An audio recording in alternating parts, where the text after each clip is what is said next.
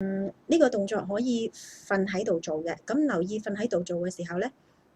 個枕頭係唔可以過高嘅，因為枕頭過高嘅話咧，條頸就昂咗噶啦。咁應該揾一個低嘅枕頭，咁令到後邊頸嗰個位咧充分係舒展啦。咁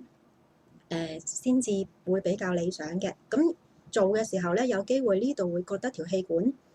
嘅肌肉啦，應該話或者氣管有啲喐動，或者會覺得痕，喉嚨痕，同埋有時會有啲痰出嚟嘅，咁你就將佢掠咗佢，咁就得㗎啦。